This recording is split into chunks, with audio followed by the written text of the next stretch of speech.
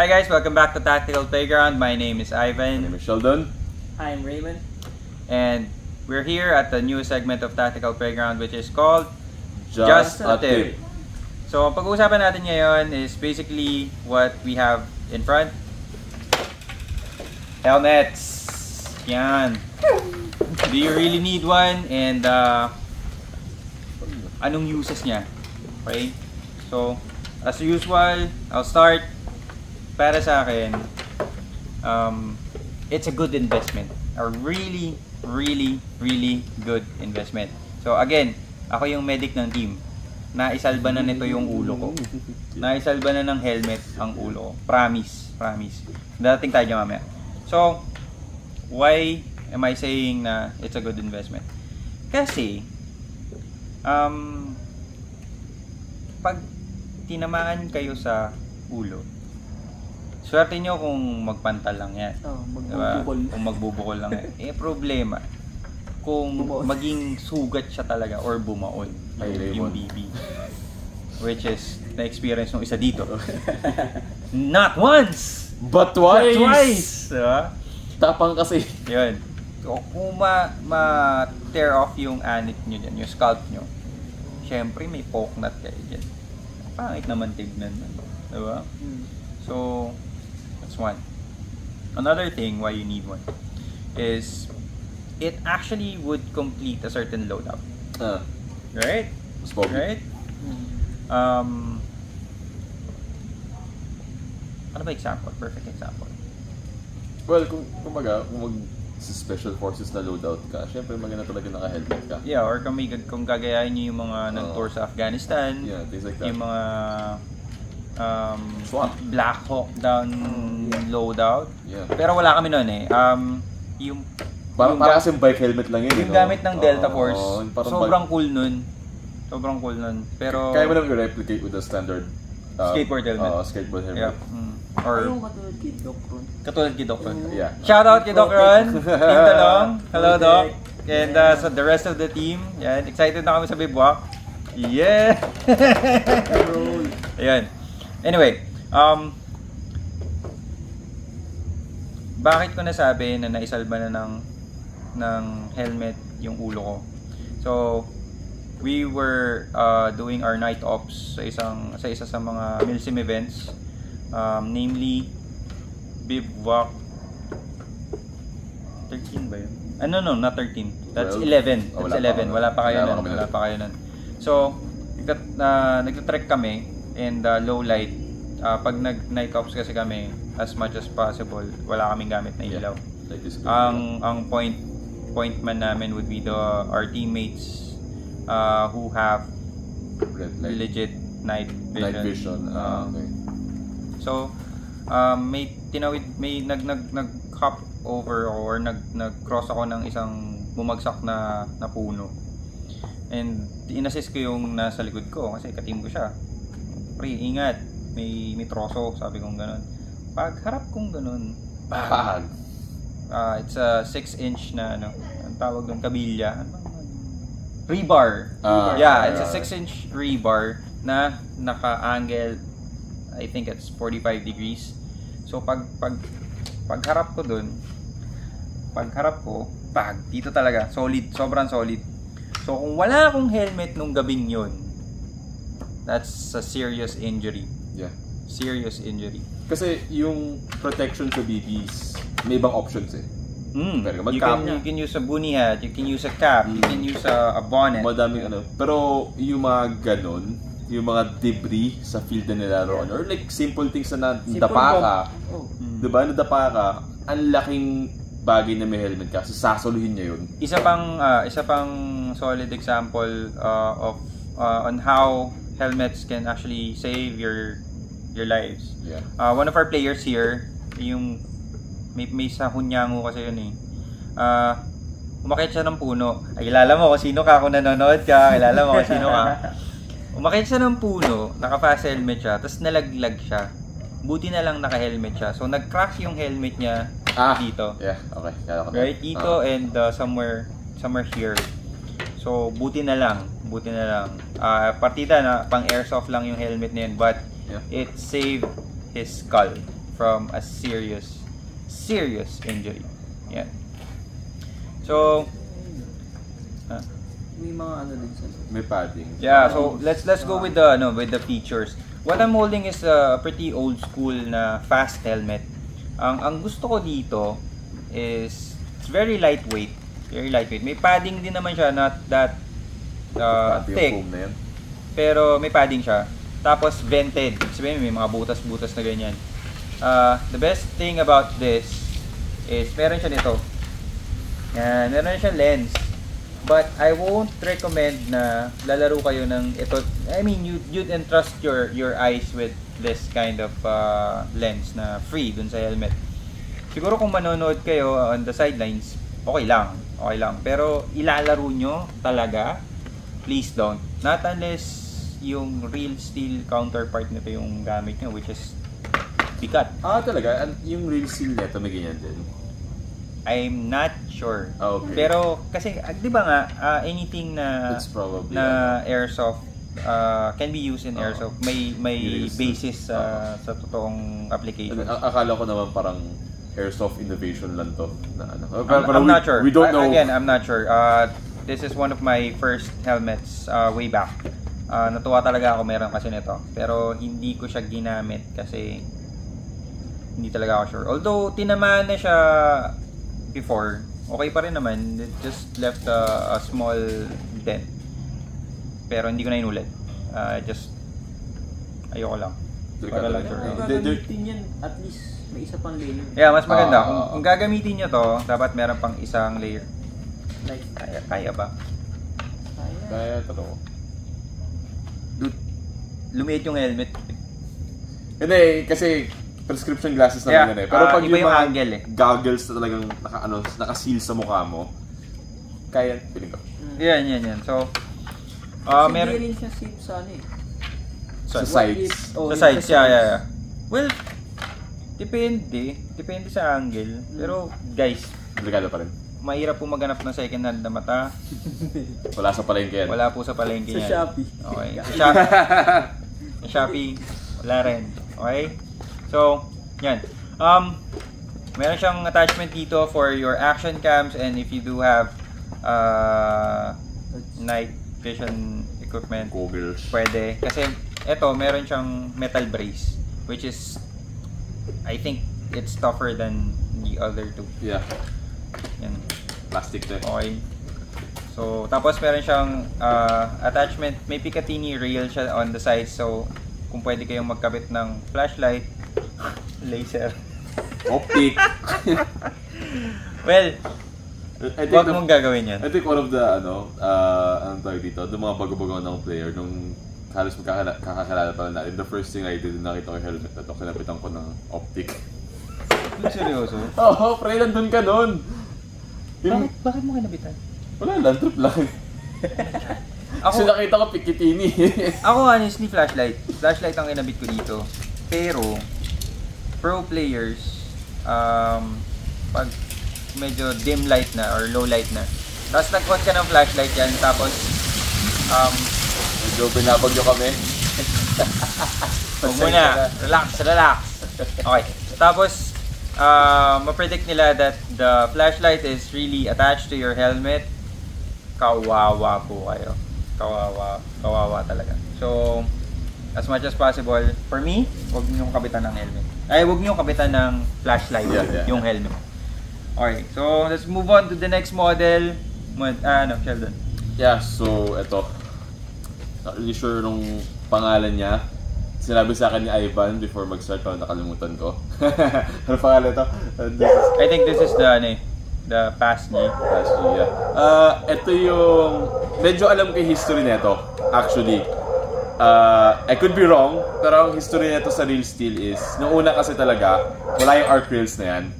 Ito yung standard grunt helmet or SWAT helmet na nakikita natin, di ba?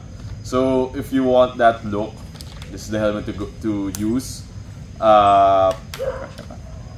So this is the helmet to use if you want that look. If you want to go all the way, pwede mo tanggalin yung arc rails actually. And ano siya, very SWAT helmet look siya. One of my friends na naglalaro, that's exactly what he did. Tinanggal niya yung NVG, tinanggal niya yung arc rails para medyo SWAT look. It's old school, and retro look talaga siya. Very cool. So para dun sa mga tito, kung color black to, alam ko papasok sa isip nyo would be Counter-Strike. Yeah. Yan. So, ayun, very same feature. Exactly. Very similar features. And Digimount, tawag dito, arc rail. Although yung arc rail niya does not, ito hindi arc rail eh. Pikitin sa kanya. Pero ito arc rail. This is an arc rail system. May mga certain attachments for it. Hindi siya nag-extend all the way down. I think more modern arc rail systems nag-extend all the way down dito. And yeah, it has mendo ba yan? Ang advantage nito, suit mo pre. Advantage nito, ear protection. Compared with this one is meron abot siya kahit papaano sa ears. Yeah. Laki lang ulo ni Sheldon eh. Pero hindi yung padding. That's why you have to adjust the padding din para sa'yo. Pwede niyo kasi i-modify yung padding. Pero yeah, ear protection usually pag tama yung pagka-adjust ng padding, it's about like that. Yan no. Yep. Naka ng ear protection. And it's one of the advantages. I think a lot of newer players gravitate towards this. Kasi may ear protection. Diba? Downside for me, it's not vented. Mainit. Mainit siya. Yun. Pero, cool factor. Yeah. Cool factor. Meron talaga. Kasi gusto mong old school yun. LMG Grant na itsura at tanggalin mong arc rails. Diba? Tas yung yung goggles na malaki doon. Pare. Old school talaga. Yung mga nag-tour sa Afghanistan. Ganun, yeah. Yan, tapos may helmet cover na naka-pattern din sa uniform nila. Oo. Yun nga. Kasi yung movie na Black Hawk Down yata. Ganun din yata helmet nila. Mas old school pa yun. Mas old school pa yun. Ewan ko kung same shell. Same shell siya. Baka same shell, not sure. Pero yung history yan eh, nung nag-modernize, I think lumabas muna talaga yung mga gantong helmets. Tapos na-invent arc rail system. Tapos syempre, may parang surplus ng mga gantong helmet. Ayaw naman na parang go to waste lang. So, kinabitan nila. I think yun yung history I've heard it somewhere. One of YouTube videos na napanood ko. We're not sure. Yeah. We might be wrong. Don't take it as gospel. Please. kung alam niyo yung tama, comment down below. Yeah. Okay? And we'd love to read about it kasi lahat kami sa team may helmet. Yeah. And lahat naman kami gear to on some level. On some level. On some level. Isang disadvantage nito compared dito saka dyan. Wala siya ng styro insert na meron usually. I think ang laking factor doon pag nag-absorb ng impacts. Sa BBs wala, you won't feel this talaga. Pero sa falls, mas ramdam mo and mas may chance mabasag kasi walang support ng styro. Yeah, and I think that's it. Wala styro yan eh. Although pads lang talaga. Kinompensate naman nila for padding. Mas makapal yung padding niya. Mas makapal yung padding niya. Saan nakakabili nito? Shopee. I think this is one of the cheapest cheapest helmet. Pero this one has a chin strap. Put mo pa. Sana kasya sa'yo, no? Helmet ng kasi tatay naka-man band kayo. It's called the top knot, actually. Whatever. Kasya naman. Yan. Pasok pa? Sok. Hinga. Sok yan. Yun. So, chin strap. Hindi perfect yung kabit niya, pero... Hindi kasi nakafit sa akin. Pero na-adjust yan. All of these adjustable chin straps. Sa akin, this one doesn't have one. Dito. I'd always go for the one with the chin strap. Kasi since ito nga yung dati kong gamit, sakit to dito. Lalo pag wala kang balaklava, masakit. Pwede tayo mag-discuss ng konting history. No. Yeah. Parang Roman legionnaires, yung mga kalaban nila would simple flex, would always know that a person would be a legionnaire by looking here. Kasi they'd always have that mark na dahil dun sa helmet. So it's brief history. That's cool. Ngayon ko na naman yun. Nabasa ko rin yun. Hindi lang ikaw yung bookworm. So kung kakasuot nila, nagkaroon na ng... parang kalyo. Kalyo. Magsusugat mo, tapos magiging kalyo, diba? So yun, dito. Kumbaga sa mga gamers yung ulo niyo. Meron na nung sa headset. Oo, yung sa headset. Sa headset. Ang sad pero meron na ako nung tang. Seryoso? Pag kinalbo mo, makita mo yung ulo ko medyo ganun. Inserts. Why? Anyway. Yeah, pero I guess yun na naman sa helmet na to. Move on tayo sa pinaka-modern. Yeah, modern fast G. Oo. Tama. No, it's a fast helmet. Fast. Yan. So, mas minimalist na siya. Compared dun. So, same thing. Maganda na siya kasi meron na siya ng air vents. And yung arc rail niya. Mas okay yung arc rail na to. Hanggang dulo na siya. Kasi pwede ka rin, mas maraming attachments. Mas maraming application dyan. Nodes, kung ano man gusto nyo, battery pack, here. Meron din ata sa. Meron din naman, pero parang mas malapad yata yung or pinalitan. Iba yung ano eh. Iba mas yung malawak siya. Hanggang ulo. There's another thing, mas na-adjust yung size nito because it has a dial that secures the helmet in place sa ulo nyo. Ito wala talaga. Pakita. So pag tinwist yung dial, either sisikip siya or luluwag. So adjustable. Adjustable talaga siya. May bungee. Chin strap, meron siyang chin strap. Chin strap, yeah. Meron din. Meron yan. Ito. Yeah. Adjustable. Medyo ano lang. Kaso limited yung sa unahan. Yung sa likod, malaking space yung mas maluwag yung sa likod. Pero meron na rin siyang padding sa loob and also mas makapal mas parang makapal gel na yung niya. Mas makapal na yung padding ng modern fast helmet.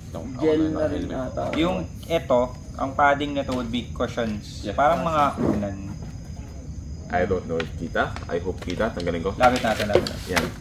Yan siya. Ito parang ano lang to. Parang napkin. Mon, lapit ko sa'yo. Ito, parang na siyang gel. Something. Digita. Ayan. Hugutin mo na. Hugutin mo na, pre. Nahugot ba? Ayun. Velcro yan. Delete. Pakita mo sa kanila. Sure. Sa akin kasi pag hinugot ko to, masisira to. For sure, masisira to. Hindi siya Velcro to. Ito Velcro to, pre.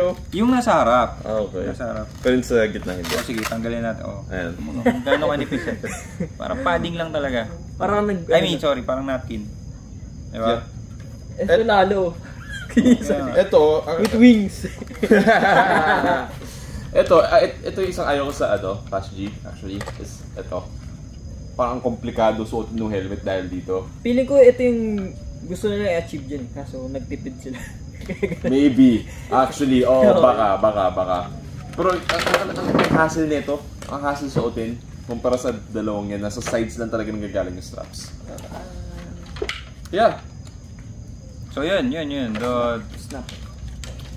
Yan. Ngayon, dito tayo pasok sa last discussion natin, which is helmets are highly customizable.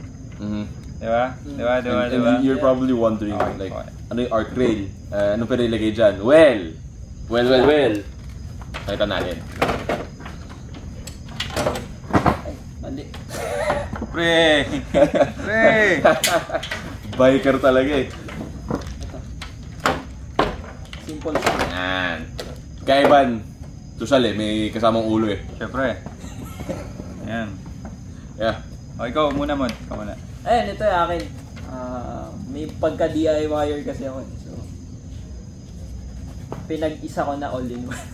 So this is a Scott mask. Scott mask. Tapos, let me see. Ano lang to? Yung katulad nung hawak ko na fast helmet, no, medyo old school. Yeah. Actually, Pero yung arc rail niya is modern. Yeah. Vented. So, parang crossbreed.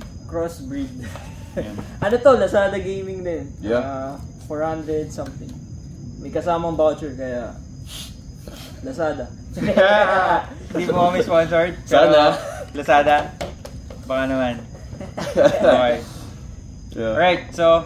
Scott mask. Ayun, biniltin ko lang siya. Sa loob. Tapos yung ano? Tapos, para hindi bumaba yung... Para hindi ako mabaril sa noo. Bakit nga? Bakit kaya? Bakit kaya? Yeah, so kung makikita mo guys, sobrang protektado nun sa kanya kumpara dun sa amin. Kasi nadala na talaga siya. Actually... Kwento mo nga, pre. Kwento mo, pre. Anong nangyari sa'yo? Parang yung buong month na yun, sobrang malas ko. Pre, hindi. Hindi, pre. Hindi, pre. Isipin nyo, sa buong year ko na nag-ESO, yung month lang na yun, doon lang. Pre, kasi naglalaro ka ng CQB. Wala kang Face Pro. iPro lang. iPro lang. Ang tapang. Isang Saturday, naglaro siya sa... Pinasearch yan. Master. Sa CQB Master. Ay, hindi. Ano muna? Sa Broadway. Sa may Broadway Saturday? Center. Saturday. Hindi, no. Sunday yung gaming natin ng Broadway. Hindi, before kasi nun. Meron pa? Ang tindi mo, pre. So, 3 times. 3 times. Okay. Ito yung yeah. Ang weird guy kasi puro admin na. Yun yung best part doon eh. Puro admin yung nakabaril sa kanya. Okay, so, yung isang Saturday naglaro siya sa CQB, CQB Master sa Ayala Mall, Manila Bay. Every Saturday and Sunday ang regular games doon. Naglaro siya ng Saturday. Pagkita namin sa kanya kinabukasan sa Broadway, meron siyang dito. 3. May 3 stars. Nabaunan siya ng BB ng shotgun. Tama ba? You know who you are. Yeah. So shout out dun sa nakabanat si Raymond. Yan. Nakahuli sa video yun. Sa video pa din yun. Napanood natin yun. Okay, tas kinabukasan, naglaro kami. Ganun pa rin, hindi nadala. Ayun, bumaon yung BB dito. Oo niya. Pakita mo. Hindi wala na. And then, nasend ko yun sa group. Ayun. Pero, alam mo yung pimple popping video? The following week. Parang ganoon eh. Hindi, following day. The following day? Kasi Sabado din. Hindi, Sunday. Sunday nga, nabonon ka ng BB. So, yung next game day, which is a weekend, ayan na siya, diba? Ayun. Hindi pa actually. Hindi pa. Hindi ka pa nadala. Is yung old school ko na mesh. Pero this works for him. Scott Mask, ever since naman, Scott Mask. And, Scott Man. ayos na pagkakagawa mo dyan. Anyway. Okay. So, kasi yung downside lang, hindi ko siya malalagyan ng Ear Pro. Yeah, ear more. May kaya ng Dremel yan. Babawasan mo lang siya sa side. Oo, kaya. Kaya yan. DIY ka naman eh, kaya men. Well, mas... Never mind. Yeah. Maganda rin to kasi anti-fog na rin. Yeah. Baka naman, Scottman. Ay, Scottman. Scott Mask. Well done. Okay, yeah, so sa akin, so pareho kami ng base helmet ni Raymond. Ano lang din siya, Shopee Gaming. Lazada ta, this one Lazada. The first one na nasira ako kasi pinintarahan ko at hindi ako nasayahan sa kulay. Nasira. Yun, Shopee. This one's Lazada. Same model sila. Only difference... Helmet cover? No, helmet cover meron na from the start eh. Talaga? Oo. Nice. Ang only difference is vented to. This one's vented. Meron kasi mga models na ganito na hindi vented. Yep. So ito vented siya. Oo. So vented to. So, saan magsimula? I guess iPro. Yung iPro ko, newbie iPro to eh. Pero I switch from different iPros. Sometimes yung ESS, sometimes ito. Depende yun sa environment. So, iPro, tawag dito, newbie na iPro. And basically, yung strap niya, para all-in-one na siya na helmet, is nakalagay under the helmet cover, which is, a good way to switch different colors na helmet covers. Also very useful for other things na meron ka. And then, bumili ako nung pang-attach ng headphones. So, kaya di ba? So, anong pwede mo ikabit sa arc rail? So, this is one thing. Itong attachment na to that allows you to use tactical headphones. So, mga tactical headphones? Well, it depends kung anong bilin mo. It has certain features. Sometimes, meron siyang integrated na mic. Like this one? Yeah, sometimes it has active hearing protection and sound amplification. Sometimes, ibang features doon nawawala. Pero this one, Impact Sport, would recommend if you're on a budget. Kasi, it's comms compatible pero wala kang mic. Pero, it has active hearing protection and noise cancellation. Enhanced, amplified sound. Yeah, yun. So, yung wiring niya, ginawa ko, nilagay ko sa ilalim ng helmet cover. Kasi, medyo natatakot ako pag kunyari na nahiwayan tapos nagpawis ako or something, diba? Baka mag-short. So, don't want that. So, yun nandito. Typically, yan, nakaganyan siya. So, yung loob niya, yung loob niya, yung parang yung pinakita ni Ivan kanina na foam sa loob. Ay, not foam, sorry, styrofoam sa loob. Yeah, kita. Yeah. So, tapos yung padding niya, kinuha ko sa PASG helmet and yung stock na padding nito. Then, etong ano naman, strap, aftermarket din yung strap ko. Aftermarket yung strap ko kasi nasira na yung stock na strap. Usually meron siya itong side itong part na to, nababali yan pag let's say, may kami gumapang dito eh. Pag gumapang ka or gumulong ka na mo ng mali, sira. Babali. So yeah, so yung binili ko, may chin strap na rin. May modification din to eh. I think, I don't know what it was, pero ako minodify ko rin to. So yan, chin strap siyang ganyan. So bababa ko lang to. And ayan, parang araw. Generally, ayan na siya. So pag jungle, ganyan na maglaro, hindi na nagla-lower face pro. Pag jungle. Pag CQB, actually, tinatanggal ko itong screws nito dito. Ayan. Tapos, kumuha ko ng pang welding mask.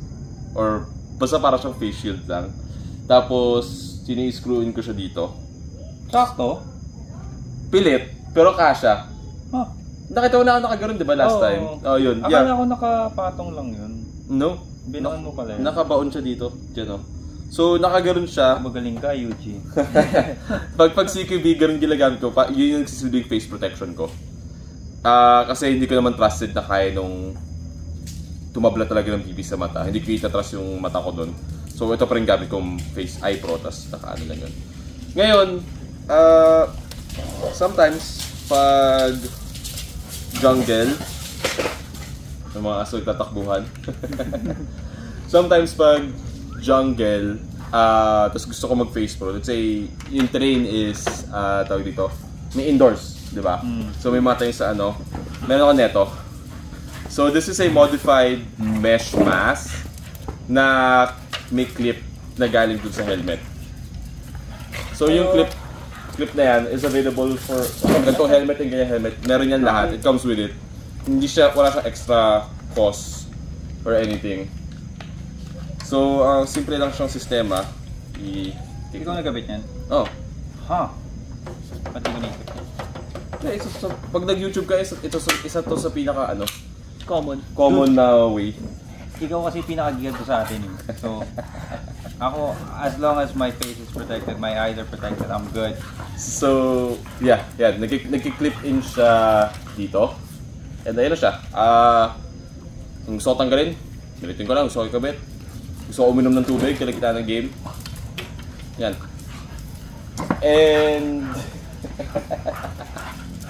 And isang reason ba't gusto ko itong mask na to, cheek weld. Yeah. Mas nakakasipat ka sa sa baril mo. I use this kind of lower face protection kasi cheek weld kasi sobrang dali. Case cut, mahirap. Ka. Yeah. Kahit dito sa akin, mahirap. So I had to mamaya. Kung bakit sa cheek weld, well, some players might not know what cheek weld is. Essentially, yung pagsipat mo ng scope mo, kasi yung cheek mo nagkano sa stock, di ba? So, i-weld mo doon. Didikit mo. Didikit mo doon. And sometimes yung mask kasi gets in the way. So, ang hirap sipatin ng scope. For Scott, pag nag-cheek weld kayo dito, tatama dito. Eto, ginawa niya sobrang secured. Pag nag-cheek weld kayo dyan, pag hindi secured to, the whole mask goes to one side. Yeah. Compared sa ganitong sistema na tela lang. So it's going to hindi siya problema. Security naman, pistol lang gamit ko. Yeah, yun din. Or, isang alternative dyan, riser. Riser sa scope. Yeah.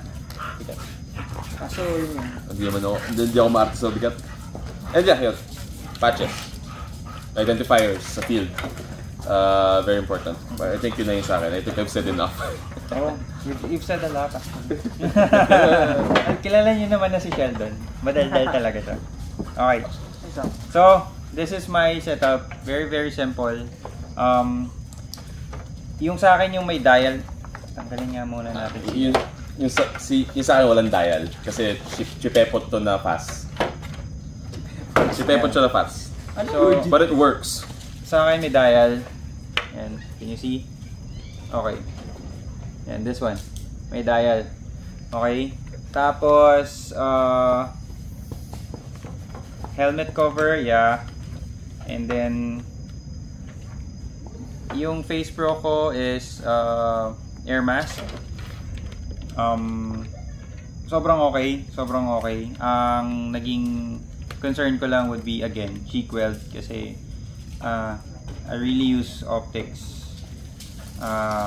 It's easier to acquire targets pagka zeroed in yung unit mo. And medyo mahirap mag cheek weld dito, so I had to shave it down. Okay. Pero I think kailangan ko pa siyang i-remold kasi medyo malapad siya. So i-remold ko pa to. I need a solid cheek weld. Yan. How do you go about remolding it? Yung mga ganyan. Anong proseso nun? Dude, di ko alam. I'm just thinking about bending it and wearing, tapos bend. Ganun lang. Yun lang ang plano ko dyan. Pero I think the creator of this mask has better suggestions kasi obviously siya gumawa nito. Yeah. Shout out kay Sir Dave, Air Mask Angeles. So this is one of your masks. It's been serving me since we bought it. So pakita ko lang yung ginawa kong modification sa kanya kasi I wear prescription glasses. Ayan. So, meron niyang prescription lens sa loob. Okay? So, yes, it still fogs up pero hindi agad. Kasi nga, nahanginan, okay yung ventilation talaga ng mask na ganito. And it's really sturdy. So, tested na po. Yan. Okay, next. Tarantang talaga, ba't hindi mo ginugupit yung ano eh? Mask Rider Black, pare. Para sa mga tito dyan. Diba? Tsaka para madaling tanggalin yung yung lens. I don't wanna cut it down all the time. Kasi tinatanggal mo pa yung lens. Para linisin. Ayan. Okay, good. So, next I have yung headset ko. It's Z-Tac Sordin. Gucci. Yeah. Gucci yung may noise, sound amplification, I think noise cancelling. Anything too loud, i-baffle niya. Yeah. Tapos built-in mic. Tapos Baofeng compatible. Yeah. And tapos ito, this is where I attach action cam. Tapos dito sa likod may it's not turning on. Lobat. Well, anyway, may red light ako dito. Kasi there are times na ako yung nagiging point man ng team. So, para hindi sila mawala. Yan, meron akong red light. Hindi ko alam kung tawag dito. Pero, super cool niya. Sa totoong buhay, yun yung IR strobe, di ba? Meron sila niyan eh. Mas malaki yun eh. It's different. This is indicator. Alam ko ito, indicator lang kasi it's an LED na covered ng ayun! Bongga. Amazing. It's amazing. Really amazing. Super cool. Isa yung advantage talaga ng helmet cover and usually may bungee siyang kasama. It helps secure that. Tapos yung mga, kung gusto nyo magkabit nga ng mga mga vegetation. Yeah. Tapos yun lang yung setup. Very simple. Patches, may number. Tapos ito yung napansin ko sa mga helmet namin, guys. Ano? Okay, wala tayo nung 13? 13? This is 12. Wala tayo nung 11. So this is Bivouac 10. This is Bivouac 12. Yun yung una nyo. Right? And this is Bivouac 13 na kompleto talaga tayo, no? Or most of us. Medyo. Yung 11 na patch. Elusive. Nasaan na ba yun? Nakapaglaro ko ba ng 11? Oo, sobrang ganda nung patch noon, Bray. Sobrang ganda. As in, again, shoutout sa Team Talong. Bivouac 14, malapit na, guys. March. Malapit na. Kung di pa kayo nagpapa-register, habol na. Message nyo si Sir Choi. Yan. So, yan. That's basically everything that we need to say or we can say about helmets. We hope you guys learned a lot, and we hope na you'll include helmets as part of your loadout. Okay? Hindi lang siya cool factor, meron talaga siyang silbi. Yeah. Okay? So that's it. Again, we are your ICS 2024 captains. My name is Ivan. My name is Sheldon. I'm Raymond. And please like and subscribe. Follow us on Facebook and our social media platforms. I'll be including them in the description below. If you have any other comments, please comment down below sa comment section. And stay safe out there, guys. See you guys in the field. And remember, stay practical, Be tactical.